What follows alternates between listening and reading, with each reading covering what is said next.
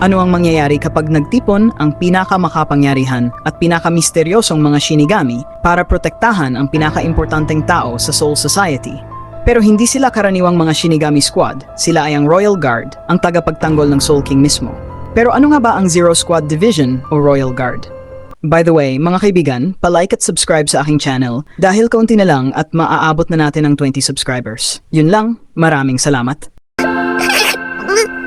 Ang Zero Squad o Royal Guard ay isang espesyal na unit ng mga Shinigami na nakatalaga upang protektahan ang Soul King at ang kanyang palasyo.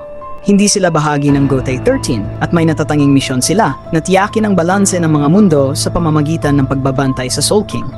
Ang mga miyembro ng Zero Squad ay mga dating captain ng Gotei 13 na naging napakalakas para manatili lang sa Soul Society. Sila ang kings ng kanilang sariling mga larangan. Ang Zero Squad ay nagpakita ng kanilang kapangyarihan nang tulungan nila ang Gotei 13 na makabangon muli matapos ang pag-atake ni Yhwach at ng Stern Ritter. Sila ang nagdala kay Ichigo at sa kanyang mga kaalyado sa Royal Palace para sa isang espesyal na pagsasanay at para ayusin ang kanilang mga Zanpakuto. Ang Zero Squad ay humarap sa mga Stern Ritter, partikular na kay Yhwach at ang kanyang mga Elite Guard. Ang ilan sa kanila ay nakipaglaban ng mag-isa laban sa mga malalakas na kalaban gamit ang mga natatanging teknik at Reiryoku na lampas sa mga karaniwang Shinigami.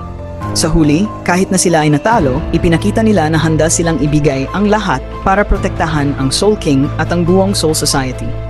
Ngayon naman, kilalanin natin ang 5 miyembro ng Zero Squad. Una na dito si Ichibei Hyosube, ang leader ng Royal Guard o Zero Division.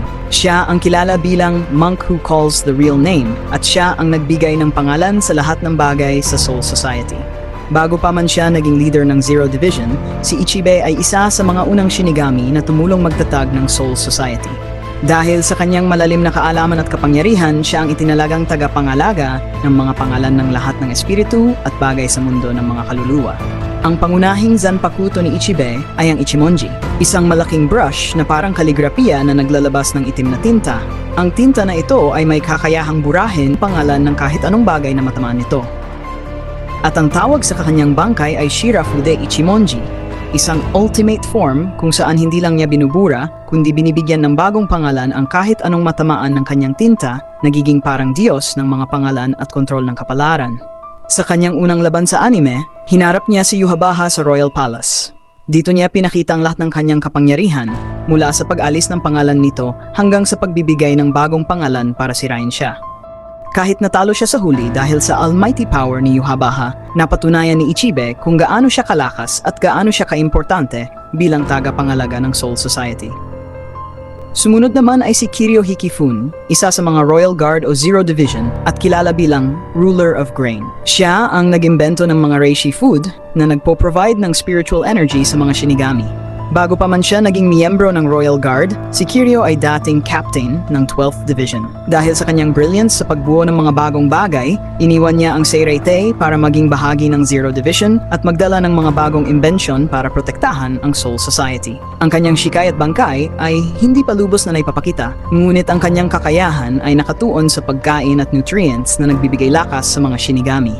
Isang highlight ng kanyang kakayahan ay ang paggawa ng spiritual food na nagpapalakas sa mga Shinigami.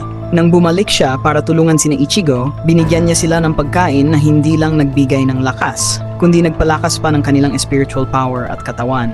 Sa kanyang pinakamahalagang laban sa pag-atake ng Stern Ritter sa Soul King Palace, hinarap ni Kiryu Hikifune si Pernida, ang kaliwang kamay ni Yhwach. Gamit ang kanyang kakayahan sa plant manipulation, lumikha si Kiryu ng mga sanga upang subukang ikulong si Pernida. Gayunpaman, ipinakita ni Pernida ang kanyang kakayahang mag-compress at sirain ang mga sanga na ikinagulat ni Kiryu. Si Uetsu Nimaya ay isa din sa mga Royal Guard o Zero Division ng Bleach. Kilala siya bilang God of the Sword. Siya ang lumikha ng mga Zanpakuto na ginagamit ng lahat ng Shinigami.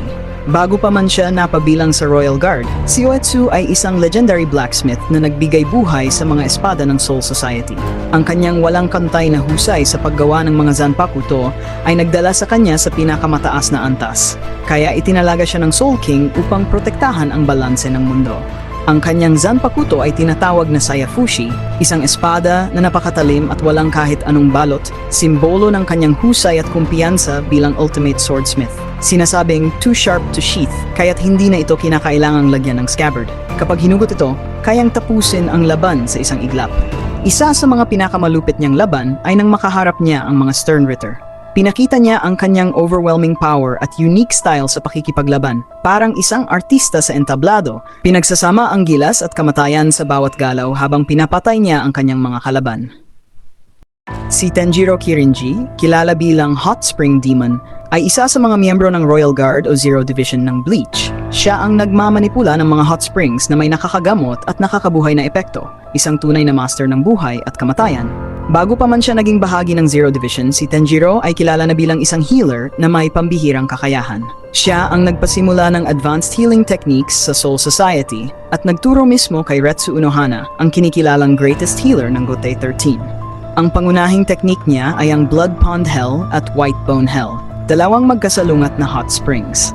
Ang Blood Pond Hell ay nagpapabilis ng paggaling at nagbibigay ng bagong sigla, habang ang White Bone Hell ay kumikilos bilang isang purification pool para linisin ang katawan at espiritu ng sinumang lumublob dito.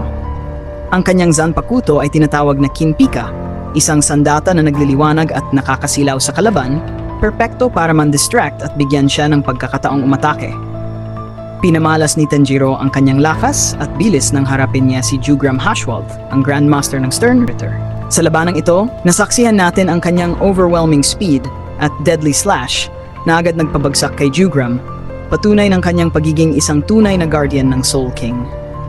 At ang huling Royal Guard ay si Senjumaru Shutara, ang ultimate tailor at fashion master ng Soul Society, kilala bilang Great Weave Guard. Bago pa siya napabilang sa Zero Division, si Senjumaru ay isang henyo sa paggawa ng mga damit, tagapangalaga ng mga ceremonial robes ng Soul King. Bawat hibla ng kanyang obra ay parang may sariling espiritu. Ang kanyang Zanpakuto ay Shigarami na nagiging isang karayom sa Shikai form. Bagamat hindi pa ipinapakita ang release command nito, ginagamit ito ni Senjumaru para maghabi ng illusions at bumuo ng mga komplikadong disenyo na tila nabubuhay sa gitna ng labanan. At ang kanyang bangkai, Shatatsu Karagara Shigarami no Tsuji, isang mahiwagang teknik na bumabalot sa buong battlefield ng kanyang spiritual fabric. Isang entablado ng mga sinulid na kayang kontrahin at pigilan ang anumang kapangyarihan ng kanyang mga kaaway.